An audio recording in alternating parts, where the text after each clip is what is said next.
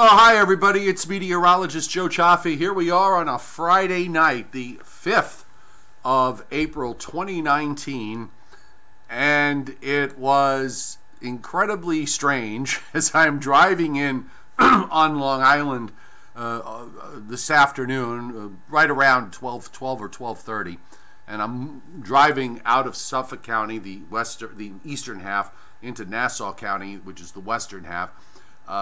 Lo and behold, what do I see but ice pellets, which didn't surprise me totally. I'm a little surprised by it, but I actually saw snowflakes at the start for about 5 minutes or so. There were actually more snowflakes than there were ice pellets.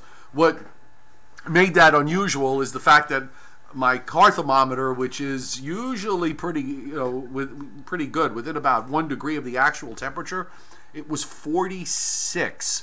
And not only was I seeing these, the ice pellets and the snowflakes, but the ice pellets were, when they were hitting the ground, the cars, the speed of the cars going by, creating whatever wind they create, actually they were blowing the ice pellets off from one side to the other, like you would see at the beginning of a snow event when temperatures are down below freezing. It was just really bizarre. The air was so super dry, especially in levels just above the ground.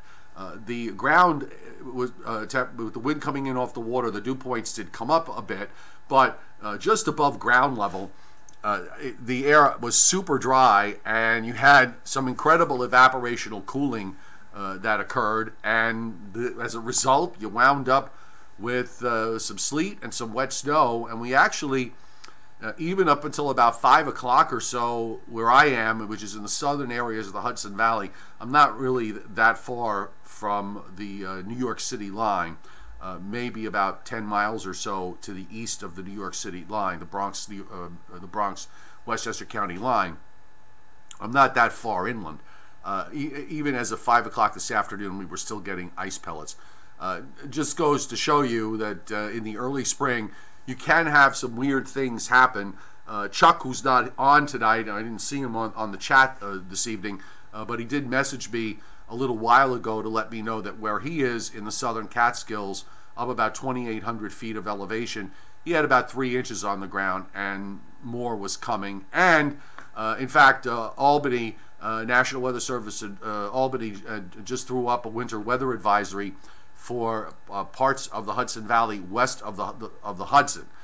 So they're playing catch up here. In the meantime, we just want to alert you of all the goings on weather-wise with regards to severe weather tonight. And I'm going to start off with the severe weather risk, and then we're going to come back to the east. But at least for tonight, there's a small area of marginal risk across the Florida Panhandle back to southernmost Alabama and into southwest Georgia, and we have a slight risk being indicated in West Texas, encased inside an area of marginal risk. Now that area on Saturday will shift eastward, and it will grow considerably.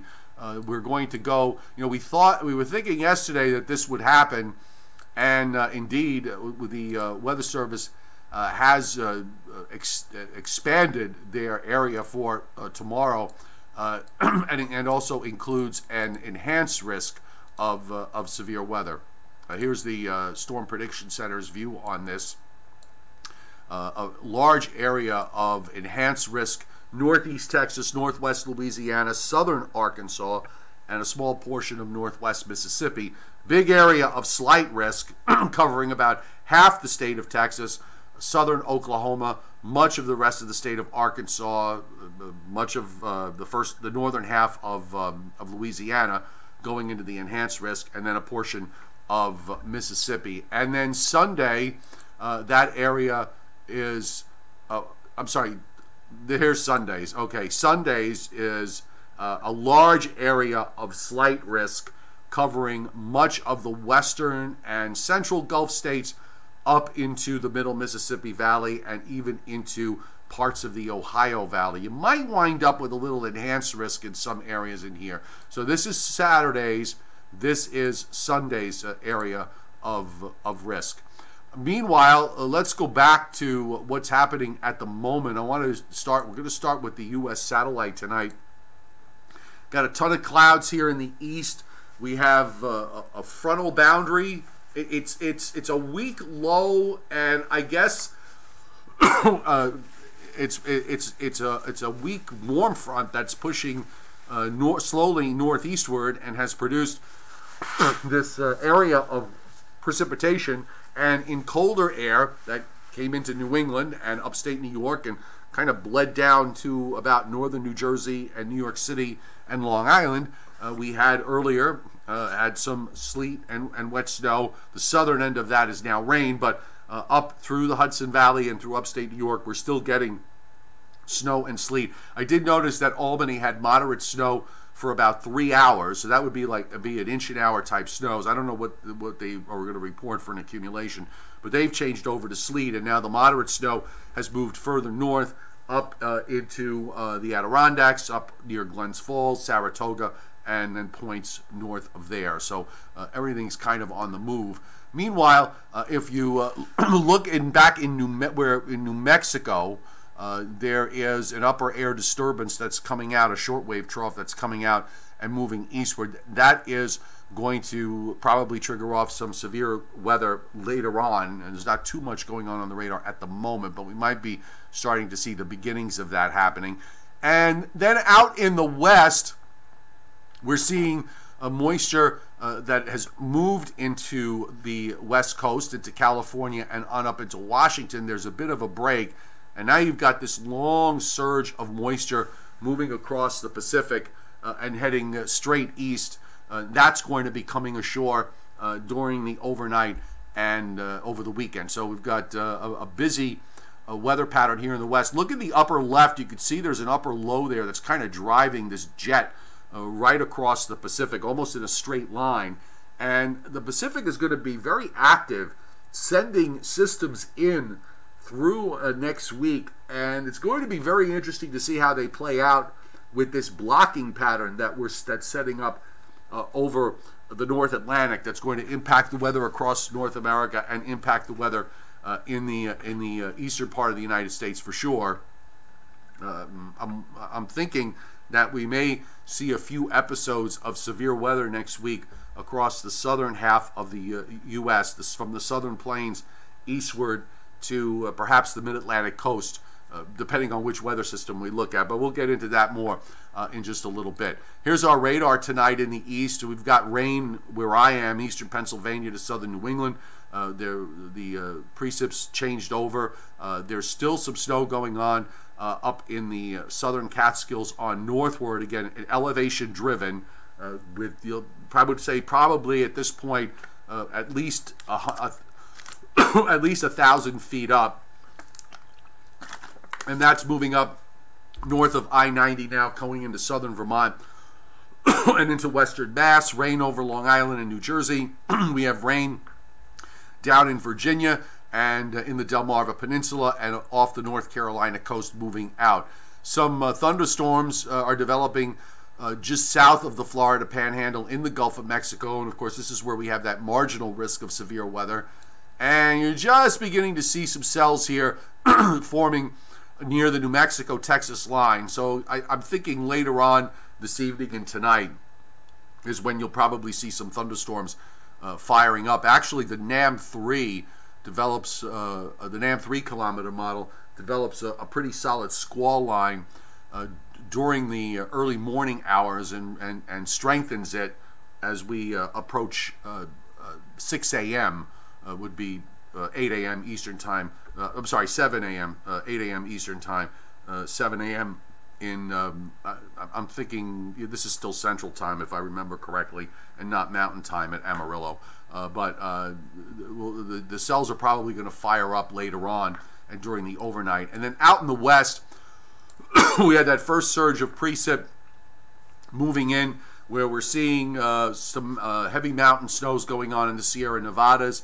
The coast is quiet at the moment, and we've got some rain showers and snow in the higher elevations coming in to Washington and northern Oregon. Again, that's going to rev up considerably as we go through the weekend. So let's take a look. I want to start off with the upper air pattern, with what's going on the GFS. This is its current picture from 2 o'clock this afternoon, and you can see the troughing that's in the east. You've got a split flow out in the west. I'll put it up on the. I'm going to put it up on the paint so we can illustrate it a bit better, and then I'll come back to that other one that I had. So hang on just 1 second here. Let's get the paint box up, and we'll center it a bit better for you. So here's the upper pattern at the moment, where we have a flow from Canada coming down into the Great Lakes and moving across the Great Lakes. There's a short wave right here from Ohio on southward. So this is our weather system. This was actually, I'm sorry, let's go back, because this is going back to Tuesday. This is how the upper air was set up earlier this week. You had this jet coming in from the Pacific. There's a trough here off the Pacific coast, and right out in the Atlantic, you see this ridge that is starting to build right in here. So that is the beginnings of the building pressures that are going to be taking place up in the North Atlantic. So let's jump to today as we take a look at what it's supposed to what is supposed to be like right now. And here we go. Hang on 1 second. So here's our, we'll get rid of this. Now we'll put the one up from tonight. So you can see how the upper air has changed from a couple of days ago. So now we've got a little bit of a ridge here that has built up in the Rockies and goes up into the northwestern part of Canada, right in there. And you have a westerly, basically a west to east flow across Canada and the east. And it's hard to pick out that there's actually a couple of weak little shortwave troughs in here that are moving along. There's a more obvious trough down in the southwest. That's going to be the mechanism for the severe weather tonight that's going to develop in West Texas. And notice, look at this this really strong Pacific jet. That's that long stretch of clouds you saw that was moving from west to east. And here's the upper low that I showed you on the satellite that was spinning around in the Gulf of Alaska, that's kind of driving this very powerful and moist flow eastward into California. That jet is going to be very, very important, as I said before, going into next week, because it's going to remain especially active. Now, I'm going to bring up the upper air. I'm just going to jump ahead a little bit. I know I'm doing the long range first tonight because I really wanted to just kind of set the table for where the overall pattern is going. And this is what the upper air looks like for next Wednesday. And here is we're going to see a series of weather systems coming out. Here's one in the Rockies. Here's another one off the Pacific coast with a shortwave trough. And then, of course, you've got this long jet throughout the Pacific with energy out there. In the Atlantic, here is your blocking high, building all the way across the top over Greenland and extending up into about Labrador. It's like a giant nose that's poking itself back westward. What that does is that it displaces the whole jet stream pretty far to the south. You can see it right here. So you're going to have weather systems moving along one after another in this flow. There's enough of a connection here out of Canada. You can see there's a little jet right in there, and we've got a shortwave trough. This is on Wednesday coming through in eastern Canada, swinging across upstate New York and eventually into New England. So you have a little bit of a Canadian influence here. Not a whole lot, but there is some. The bottom line is, with the jet displaced so far to the south, we're going to have to watch the intensity of these Pacific systems as they come in, because as they advance their way out of the west and move into the plains and then eventually into the Ohio or Tennessee Valley, depending on how suppressed the jet stream is, these could each one of them will probably trigger some severe weather events along the way. And in the meantime, As far as the weather in the northeast of the mid-Atlantic is concerned, those tracks are going to be very important with regards to the day-to-day weather. I think what we're going to wind up seeing is a couple of days where the weather's okay. The sun, when it's out, will start to reflexively send temperatures up, or attempt to send temperatures up into the 50s and 60s. Then, as these troughs go by and we get into these onshore flows, then it's going to wind up becoming problematic. You're going to see you're going to wind up seeing those. Then you're going to have those days where conditions are going to be rather raw and dismal. So I'll roll this back, and you can watch this all evolve as the block strengthens and the troughs begin to come in from the Pacific. So here's one marching across for Thursday and Friday of next week. Then another deep trough drops down in the west. That's going to eventually get kicked eastward. And then you get yet another one that comes. This blockiness stays with us in one form or another through at least the next 10 days, and maybe a little, and still beyond that. There's still some blocking here going on in Labrador with an upper high there. So the next couple of weeks, I think, are going to be pretty interesting from weather-wise. Anytime you have a block, it's basically a gigantic wild card with regards to the day-to-day weather. All right, so back to the U.S. we go, and we'll start with tonight and going into the weekend. And of course, here's our weather system. You got the whole U.S. in view here, so we can look at both coasts. The Pacific being going to be so important here going forward. There is your system. Again, it really is rather weak. The surface map tonight kind of analyzes it. There's a warm front cutting across North Carolina, but it's hard to tell. You've got temperatures and dew points in the 60s on one side and temperatures and dew points in the 50s on the other. Northerly winds north of the front, southeast winds on the other side. So you have a weak warm front there with a low in western North Carolina, a snaking cold front that runs down from there down into southern Georgia, and then you've got this frontal boundary that runs along the Texas coast. This is all going to continue to just play through. And then if you look back at the air that is over the Midwest and Ohio Valley at the moment, it's rather warm. We're seeing temperatures in the 50s and 60s. A lot of these observations that we see are reporting overcast skies. It's probably why the temperatures are held down to some degree. But that air will be coming in for Saturday and for Sunday. It'll gradually dry out, and I think we're going to see the temperatures respond in my neck of the woods by climbing up at least into the 60s. Depending on how much sun we can manage tomorrow, we might see a few spots get close to 70, but that's going to depend on, if the sun is out by mid-morning, then there's a shot. Okay, so the system in the east goes out. You've got this energy in the west, new energy coming in to the northwest and into California. And here's your potential severe weather outbreak for tomorrow into tomorrow night, with low pressure that's sitting up near the Texas-Oklahoma panhandle.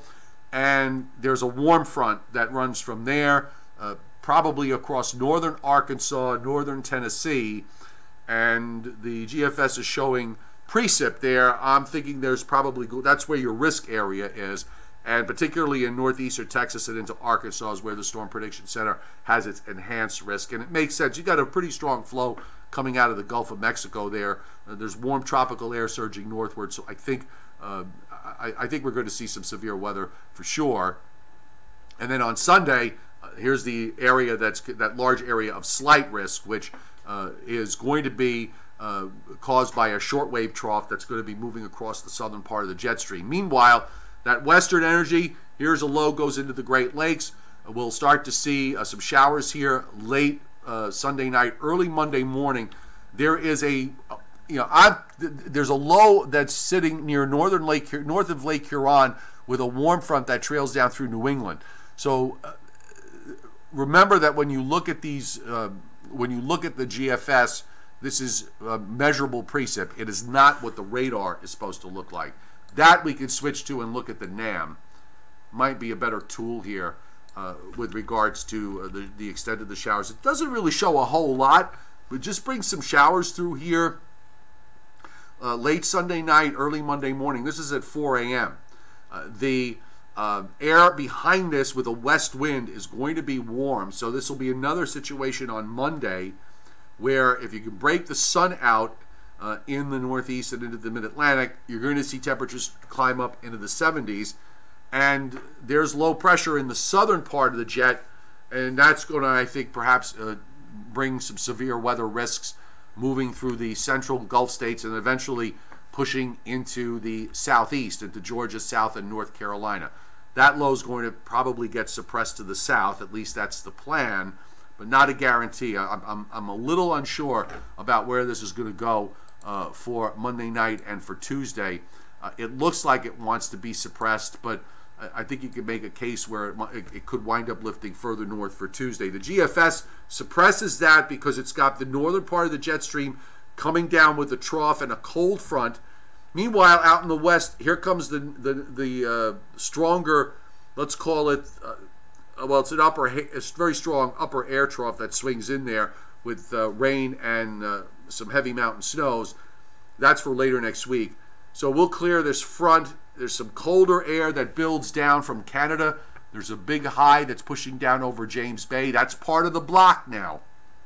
The block is now exerting its influence by causing a large high to build in central and eastern Canada. It pushes down into the eastern part of the United States. And here's a nice little low that comes out of the Rockies for the middle part of next week. That's a 985 low. And I think, judging from where the upper air is on both models, both the GFS and the European, it kind of makes sense to me. The block is going to try to move this thing further south. Normally they would like to go up toward the Great Lakes if we were dealing with a progressive west to east pattern. But with the big high to the north and the block to the north, this low is going to want to go east. So we could see potentially the potential for some snows, and some snows perhaps for this time of year of size in parts of Nebraska and Iowa and into southern Wisconsin with this particular system. And I also think, this is kind of an early guess for me, but we're talking about next, basically 6 days. But if we're going to see a low that looks like this, with a it's not a half bad looking system. Depending on how strong the upper air remains and how strong the shortwave is, we might see a rather, I don't want to use widespread, but let's use the word busy. We would see a busy severe weather outbreak here in parts of the Ohio and Tennessee Valley, and this would be for later next week. But this is speculation on my part. I'm going over the flavor of the overall upper air pattern and the busy nature of the southern part of the jet stream with these short waves that'll be moving across. It'll be important to watch these systems as they come out of the Pacific to just see how strong they really are in order to determine whether there's any kind of severe weather risk in the long haul. When you go to SPCs on days 4 through 8, which would cover this time frame, they don't show anything, and rightfully so. But I'm just saying that if we wind up with an upper air this active, the southern part of the jet stream, as active as this is, and with the block to the north, it could very well prove problematic. And of course, more energy and more precip coming into California and into Southern California toward the latter part of next week. And you'll notice that this surface low pretty much cuts straight across Kansas, Missouri, through the Ohio Valley, and then jumps to the Virginia coast. With a block, you would expect this to happen.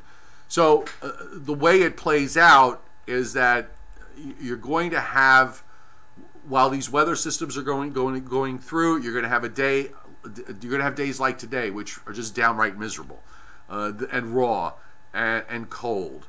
And then we'll be able to warm up because the air behind this is not that cold, but The sun being out will reflexively try to take temperatures higher.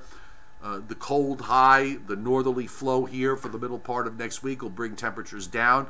And with that high up there, the way it is, you look at those isobars across the eastern part of Canada. About halfway across the picture to Labrador and to southeastern Canada and New England, they don't move very much. It just kind of sits there. That's what blocks do.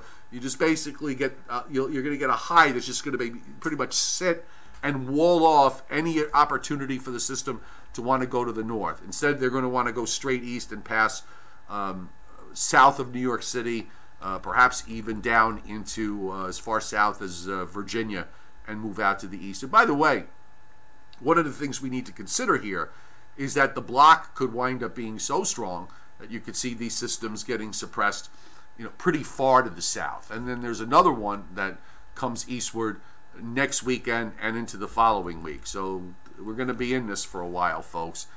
I don't like the spring. I just don't, especially the early part of the spring, because it can be so problematic. And when you get blocking, it makes it even worse. But here's the look on the GFS in terms of the upper air. There's your short wave. We deal with whatever we deal with into Monday, and then here's your short wave that swings through for Tuesday, Wednesday. Brings down that colder air with the high building in Canada. And there's your energy in the Pacific. Look at that. That's a pretty decent looking shortwave trough that comes into the Rockies. So how it sustains itself as it moves across, again, I think that to me is kind of, that's a fairly impressive look. If it holds that look, then I think you're going to have that busy, severe weather situation in the Ohio Valley in about 5 or 6 days. We're going to, of course, come back to this tomorrow and Sunday to see how the models play it out. A lot of energy there in the southwest with more Pacific energy coming in that gets shot across. And you'll notice, by the way, when just running the jet stream, how these systems don't want to turn up toward the Great Lakes because of the fact that the block is holding them down. All of this is going to be factors in our weather going forward. Let me bring up WPC. Let me bring up their map as far as the rainfall amounts for the next 7 days. Let me get rid of this. And here is WPC's map. So, the severe weather risk area plays big in the rainfall that's being shown in the lower Mississippi Valley, the central Gulf states, and on up into the lower Ohio valleys. You do have some 2 to 4 and even 5-inch amounts being played out here over the next 7 days. The Northeast has some pockets of 2 inches plus between, this is starting from tonight and going through the end of next week. So I'm thinking some of that comes Sunday night into Monday, and then more of that comes probably late next week. In the West, you've got heavy precip central and northern California, northward up to Washington State. The system for next weekend is outside the time frame of this, so that's why it doesn't show much down in central and southern California on this particular map. But we also have some heavy precip showing up in the plains, in the central plains to the western lakes. Some of that is going to be snow from the system that's going to be ejected out during the early part of the week, getting ejected out from the west and then moving across come Tuesday, Wednesday, and then beyond that as it goes further east as we get toward Thursday. WPC, they really do a very good job in figuring out the weather over the long haul. You get a good idea, a good sense where their heads are at when they do their maps. So Friday night, big highs to everybody. Lord Kate is on. I haven't seen Lord Kate in a while. Nice to see you.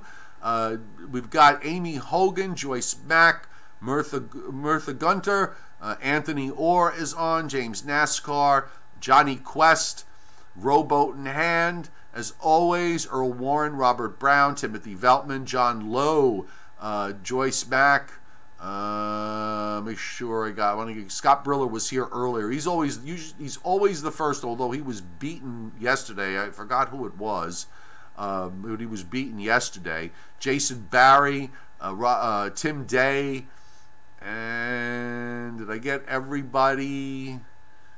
Earl Warren.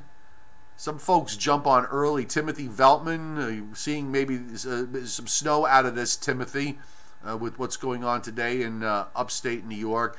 And now we get blocking when we have... Yes, Jason Barry, blocking is such a signature of the spring. It happens almost every spring that you get it. At some point, you're going to get into a blocking pattern. Russ Woodward, nice to see you on board tonight. Iron Mine 10. I know I probably... 5,000 subscribers with no videos is here. If I skipped you or missed you, Keith James. Lawrence Quarles, hello to you. And Snowy 23, Christine Miller. I think I got everybody. At least I hope so. Oh, even Delvin's on tonight. I haven't seen you in a while, Delvin. William Huber was on earlier. Christine Miller.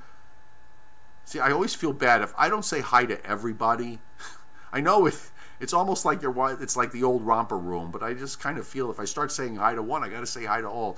Russ LaChapelle, a new one for me. Nice to see you on board. Okay, I think I got everybody. Oh, it's Stephen Franco. I forgot. Stephen came on early. Okay, so look, you guys get the flavor of what's going on here. Oh, Timothy, you got 3/4 of an inch to an inch of snow, just enough to give you a day off tomorrow. Well, that's good. Charles Gale, good evening. Any info on the status of the Gulf Stream? You know, I did take a look. I was looking at the water temperatures out in the Atlantic. I guess from my eye, and I probably really should defer to some, I got to do a little more digging.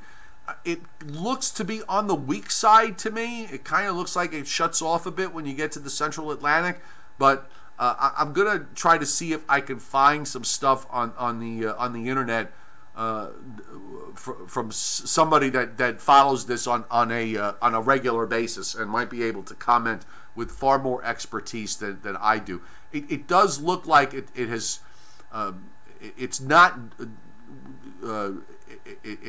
It's weaker than it normally is, but I don't want to say I'm 100% sure on that. So why don't I'll just wait. I'll do a little bit of digging around over the weekend and see what I can find out. I'm trying to just think if there's anything else going on this evening weather-wise, and my answer is no.